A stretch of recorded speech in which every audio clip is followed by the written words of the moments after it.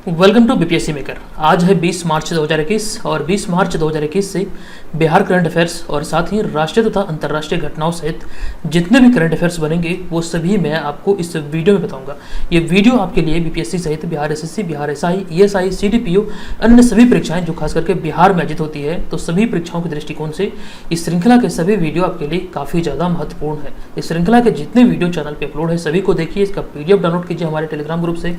उसके बाद यहाँ पर आप देखेंगे कि आपकी करंट अफेयर्स की तैयारी काफ़ी ज़्यादा अच्छी हो जाएगी। बिहार के सभी एग्जाम के लिए हमारे करंट अफेयर्स आपके लिए काफ़ी ज़्यादा उपयोगी है। जनवरी और फरवरी माह के करंट अफेयर्स का PDF का लिंक आपको इस वीडियो के डिस्क्रिप्शन में दिया गया है, वहाँ पे जाके इसे डाउनलोड कर सकते हैं। ठीक है, तो पिछले वीडियो में जो मैंने आपसे प्रश्न पूछा था कि हाल ही में महिला अंतर्राष्ट्रीय क्रिकेट में 10,000 रन पूरे करने वाली भारत की पहली और दुनिया की दूसरी महिला क्रिकेटर कौन बनी है, तो इस प्रश्न का सही उत्तर होगा मिताली राज, यानी कि ऑप्शन नंबर बी यहाँ पे इस प्रश्न का करेक्ट आंसर है। तो सभी लोगों ने इस प्रश्न का लगभग सही उत्तर किया है। अब यहाँ पे बढ़ते हैं पहले प्रश्न की ओर। एक एक करके सभी प्रश्न को देखेंगे और सभी प्रश्न में जितने भी महत्वपूर्ण फैक्ट आपके एग्जाम के लिए उपयोगी होंगे वो सभी चीज़ों को मैं आपको यहाँ पे बताने वाला हूँ। आपको पूरे वीडियो को ध्यानपूर्वक देखना है और वीडियो के अंत में मैं आपसे एक प्रश्न पूछूंगा जिसका आंसर आपको कमेंट बॉक्स में कमेंट करके बताना है। चलिए, पहला प्रश्न है कि हाल ही में एनजीटी ने निम्नलिखित में से किस राज्य में अवैध खनन को रोकने के लिए एक समिति का गठन किया है, तो इस प्रश्न का सही उत्तर होगा ऑप्शन नंबर सी, यानी कि मेघालय। हाल ही में राष्ट्रीय हरित न्यायाधिकरण यानी कि एनजीटी ने मेघालय में अवैध खनन का उल्लेख करते हुए एक 12 सदस्यीय निगरानी समिति बनाई है और इस समिति की अध्यक्षता पर्यावरण एवं वन मंत्रालय के अतिरिक्त सचिव द्वारा किया जाएगा। तो ये आपको ध्यान रखना है कि भी राज्य में अवैध खनन को रोकने के लिए मेघालय द्वारा इस समिति का गठन किया गया है। अब यहाँ पे बात आई है मेघालय की, तो मेघालय से संबंधित जो भी महत्वपूर्ण प्रश्न बन सकते हैं आपके एग्जाम के लिए वो सभी एक बार यहाँ पे देख लीजिए। तो मैप में ये मेघालय की स्थिति है, आप यहाँ पे देख सकते हैं। मेघालय पूर्वोत्तर भारत का एक राज्य है और जिसका शाब्दिक अर्थ होता है बादलों का घर। और भारत में ब्रिटिश राज के समय तत्कालीन ब्रिटिश शाही अधिकारियों द्वारा इसे पूर्व का स्कॉटलैंड की संज्ञा दी गई थी, यानी कि मेघालय को पूर्व का स्कॉटलैंड की संज्ञा दिया गया था। और उसके बाद यहाँ पे है कि मेघालय पहले असम राज्य का ही भाग था। 21 जनवरी 1972 को असम के खासी, गारो और जैंतिया पर्वतीय जिलों को काटकर एक राज्य मेघालय अस्तित्व में लाया गया था। यहाँ की आधिकारिक भाषा अंग्रेजी है। इसके अलावा मुख्यतः जो भाषा बोली जाती है उनमें जो है कि खासी, गारो और उसके बाद पनार, बियाट, हजोंग, बांग्ला और आंशिक रूप में हिंदी भी बोली जाती है, ये ध्यान रखिएगा। और यहाँ पे मेघालय की जो राजधानी है ये है शिलोंग और सबसे बड़ा शहर जो है ये शिलोंग ही है, ये ध्यान रखिएगा। और अभी वर्तमान में राज्यपाल हैं सतपाल मलिक और मुख्यमंत्री हैं कॉनराड संगमा। तो इतनी सारी महत्वपूर्ण इंफॉर्मेशन है मेघालय से संबंधित, ये आपको ध्यान रखना है। उसके बाद बढ़ेंगे दूसरे प्रश्न पे। हमारा दूसरा प्रश्न है, हाल ही में राष्ट्रीय अपराध रिकॉर्ड ब्यूरो के अनुसार आंकड़ों के मुताबिक अपराध के मामलों में बिहार का कौन सा स्थान है। हाल ही में राष्ट्रीय अपराध रिकॉर्ड ब्यूरो के आंकड़ों के मुताबिक अपराध के मामले में बिहार का कौन सा स्थान है, तो भारत में अपराध के मामले में बिहार का जो स्थान है ये 25वां स्थान है। ऑप्शन नंबर बी इस प्रश्न का राइट आंसर होगा। हाल ही में गृह विभाग के अनुसार राष्ट्रीय अपराध रिकॉर्ड ब्यूरो के आंकड़ों के मुताबिक अब सभी आपराधिक घटनाओं के दर्ज के मामले में बिहार का स्थान है 25वां, ये ध्यान रखना है। अब यहाँ पर ये प्रश्न काफ़ी ज़्यादा महत्वपूर्ण है, आपसे एग्जाम में पूछे जा सकते हैं, इन चीज़ों का आपको ध्यान में रखना है। और यहाँ पर बात आई है बिहार की, तो एक बार मैं पुनः आपको बता दूँ बिहार के बारे में। इसके गवर्नर है बिहार के फागू चौहान, चीफ मिनिस्टर नीतीश कुमार, राजधानी पटना, राजकीय पक्षी गौरैया, राजकीय पशु बैल, राजकीय वृक्ष पीपल, राजकीय फूल गेंदा। यहाँ पर आप मैप में देख सकते हैं ये बिहार की स्थिति है। और बिहार का जो राजकीय चिन्ह है इस इमेज में आप देख सकते हैं कि 2 स्वास्तिक के बीच में बौद्धि वृक्ष, ये बिहार का राजकीय चिन्ह है। इतनी सारी महत्वपूर्ण इंफॉर्मेशन आपको बिहार से याद रखना है। उसके बाद बढ़ते अगले प्रश्न में। हाल ही में आरबीआई ने निम्नलिखित में से किस बैंक पर 2 करोड़ रुपये का जुर्माना लगाया है। आरबीआई ने भी हाल ही में किस बैंक पर 2 करोड़ का जुर्माना लगाया है, तो इस प्रश्न का सही उत्तर होगा स्टेट बैंक ऑफ इंडिया, यानी कि एसबीआई। हाल ही में भारतीय रिजर्व बैंक ने भारतीय स्टेट बैंक पर कमीशन के रूप में कर्मचारियों को पारितोषिक को लेकर जारी दिशा निर्देश समेत अन्य नियमों के उल्लंघन को लेकर 2 करोड़ का जुर्माना लगाया है। तो ये जुर्माना लगाया गया है एसबीआई पर। सही उत्तर है ऑप्शन नंबर सी। चलिए, बात आई है आरबीआई की, तो आरबीआई से महत्वपूर्ण प्रश्न जो बन सकते हैं उन्हें यहाँ पे देख लेते हैं। तो भारतीय रिजर्व बैंक यानी कि आरबीआई की जो स्थापना हुई थी भारतीय रिजर्व बैंक अधिनियम 1934 के प्रावधानों के अनुसार 1 अप्रैल 1935 को हुई थी। इसकी स्थापना डेट कई बार एग्जाम में पूछा गया है, आप ये ध्यान रखिएगा। 1 अप्रैल 1935 को हुआ था भारतीय रिजर्व बैंक अधिनियम 1934 के प्रावधानों के अनुसार। और रिजर्व बैंक का केंद्रीय कार्यालय प्रारंभ में कोलकाता में स्थापित किया गया था, जिसे 1937 में अस्थायी रूप में मुंबई में हस्तांतरित किया गया था। ये ध्यान रखना है। आरबीआई गवर्नर की नियुक्ति वित्त मंत्री की सलाह पर प्रधानमंत्री द्वारा की जाती है। और आरबीआई का जो प्रतीक चिन्ह है ये तार का पेड़ और बाघ है। यहाँ पर आप इस इमेज में देख सकते हैं बाघ और तार का पेड़ इसका प्रतीक चिन्ह है, यानी कि आरबीआई का। और आरबीआई का मुख्यालय जो है अभी मुंबई में है और वर्तमान में गवर्नर है शक्तिकांत दास, जो कि उर्जित पटेल की जगह पर कार्य कर रहे हैं। मतलब कि उर्जित पटेल के इस्तीफा के बाद शक्तिकांत दास अभी वर्तमान में आरबीआई के गवर्नर है। तो इतनी सारी महत्वपूर्ण इन्फॉर्मेशन आरबीआई से आपको याद रखना है, यहीं से आपसे प्रश्न पूछे जाएंगे। अब उसके बाद बढ़ते हैं चौथे नंबर प्रश्न पे। हाल ही में बिहार सरकार ने राज्य में माताओं एवं बच्चों की मृत्यु दर में कमी लाने के लिए कितने अनुमंडलीय अस्पतालों में एमएनसीयू बनाने की घोषणा की है? तो भी हाल ही में जो निर्णय किया गया है इसका सही उत्तर होगा ऑप्शन नंबर सी, यानी कि 17 अनुमंडल अस्पतालों में। हाल ही में बिहार सरकार के स्वास्थ्य विभाग ने माताओं एवं बच्चों की मृत्यु दर में कमी लाने के लिए 17 अनुमंडल अस्पतालों में एमएनसीयू बनाने जा रही है। बाद में इस योजना का अन्य अनुमंडल अस्पतालों में भी विस्तार किया जाएगा। तो ये आपको ध्यान रखना है, इसका उद्देश्य जो होगा ये राज्य में माताओं और बच्चों को मृत्यु दर में, मतलब इसकी मृत्यु दर में कमी लाना इसका उद्देश्य है। तो ठीक है, इस प्रश्न का सही उत्तर होगा 17 अनुमंडल अस्पताल। तो ऑप्शन नंबर सी यहाँ पे इस प्रश्न का करेक्ट आंसर हो जाएगा। चलिए उसके बाद अगला प्रश्न, हाल ही में बिहार तथा निम्नलिखित में से किस राज्य को जोड़ने वाली पांडुका पुल को मंजूरी मिल गई है? ये काफ़ी ज़्यादा महत्वपूर्ण प्रश्न साबित हो सकता है आने वाले समय में आपके लिए। इस प्रश्न का जो सही उत्तर होगा ये हो जाएगा झारखंड।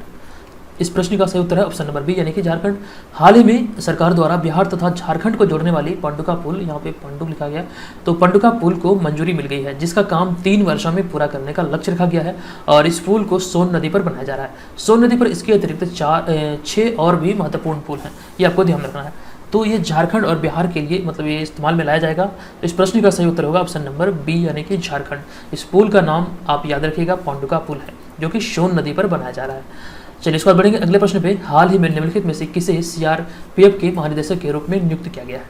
अभी हाल ही में किसे सीआरपीएफ के नए महानिदेशक के रूप में नियुक्त किया गया? सही उत्तर है कुलदीप सिंह। हाल ही में सीआरपीएफ के नए महानिदेशक के रूप में कुलदीप सिंह को नियुक्त किया गया है। कुलदीप सिंह 1986 के बंगाल कैडर के आईपीएस अधिकारी हैं, ये आप ध्यान रखना है। ये भी काफ़ी अच्छा प्रश्न है।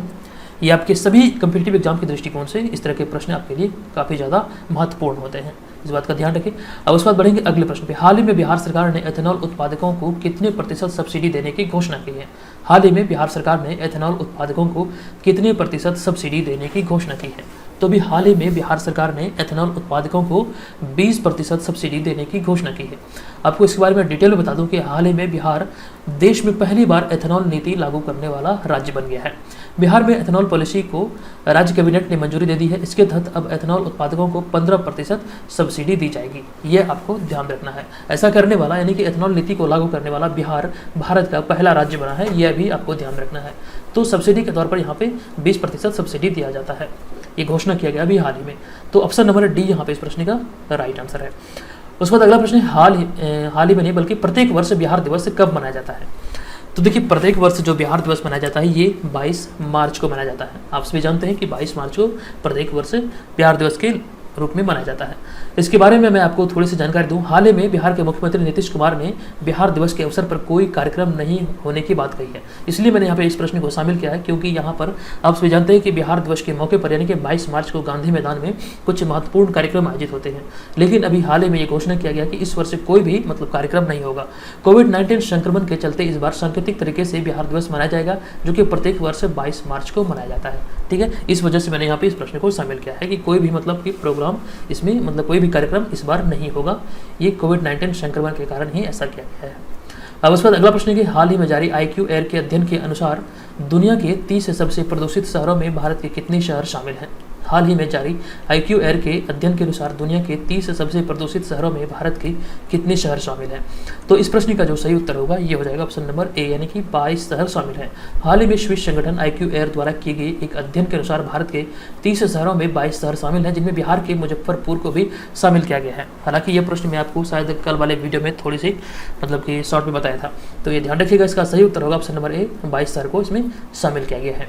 चलिए उसके बाद बढ़ते हैं अगले प्रश्न पे। 10वां प्रश्न है, हाल ही में जॉन मार्गोफुली का निधन हो गया, वे निम्नलिखित में से किस देश के उपराष्ट्रपति थे? हाल ही में जॉन मार्गोफुली का निधन हो गया, वे निम्नलिखित में से किस देश के उपराष्ट्रपति थे?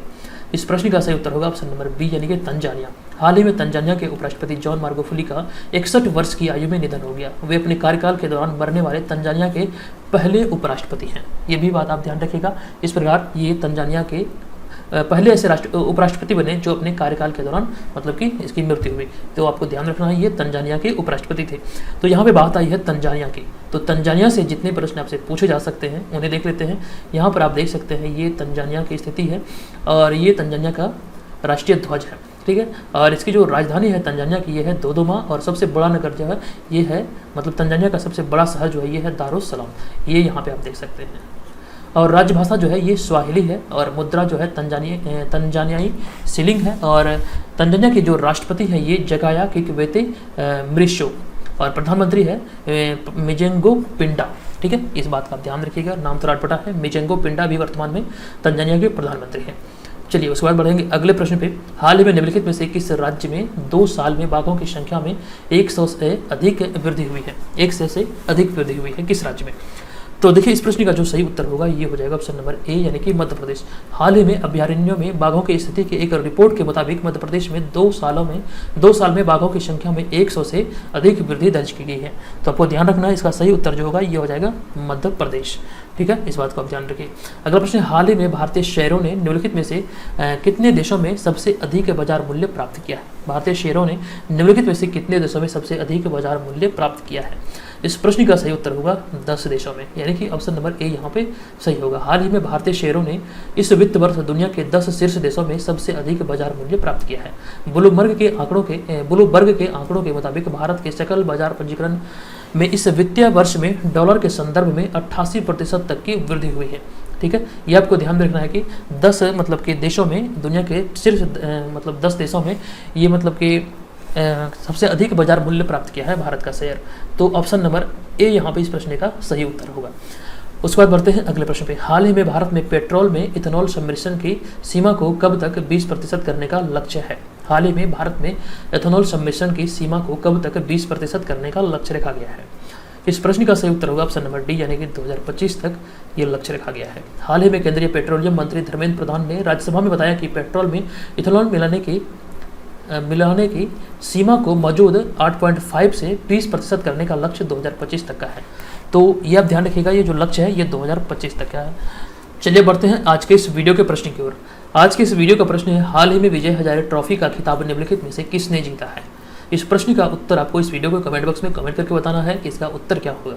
हाल ही में विजय हजारे ट्रॉफी का खिताब निम्नलिखित में से किसने जीता है? अगर आपने पिछले वाले वीडियो को ध्यानपूर्वक देखा होगा तो इसका आंसर आपको पता होगा। आप कमेंट बॉक्स में जाइए, वीडियो के कमेंट में कमेंट कीजिए इसका उत्तर क्या होगा। अगर आपको इस वीडियो से हेल्प मिली हो तो वीडियो को लाइक करें, कमेंट करें और अपने दोस्तों के साथ जरूर शेयर करें। और चैनल पे पहली बार विजिट किया तो चैनल को जरूर सब्सक्राइब कर लें। और हमारे टेस्ट सीरीज को अगर आप ज्वाइन करना चाहते हैं जो कि 67वीं बीपीएससी प्रारंभिक परीक्षा और CDPO के लिए है, इस व्हाट्सअप नंबर पर आप हमें pre21 लिख के मैसेज करें और ये यहाँ पर आप 399 रुपया पे करके आप हमारे टेस्ट सीरीज को ज्वाइन कर सकते हैं, जिसके अंतर्गत आपको टेस्ट सीरीज के अलावा monthly current affairs, previous year question और भी बहुत सारे महत्वपूर्ण PDF होंगे जो आपके प्री एग्जाम के लिए काफ़ी ज़्यादा महत्वपूर्ण होंगे। ये आपके लिए कम कीमत पे अवेलेबल किया जाता है। यहाँ पर 399 रुपया में आपको बहुत सारा स्टडी मटेरियल प्रोवाइड किया जाएगा PDF फॉर्मेट में। और ये वन टाइम पेमेंट होगा, ये 31 दिसंबर 2021 तक के लिए वैलिड होगा, यानी कि कुल मिला के 1 साल इसकी वैलिडिटी होगी, ठीक है। अगर आप ज्वाइन करने के इच्छुक हैं तो हमें इस व्हाट्सअप नंबर पे pre21 लिख के जरूर मैसेज कीजिएगा। आप चाहें तो इस पर कॉल भी कर सकते हैं, ठीक है। मिलेंगे नेक्स्ट वीडियो में। ये वीडियो को कैसा लगा कृपया कमेंट करके अपनी राय जरूर दीजिएगा, ठीक है। धन्यवाद।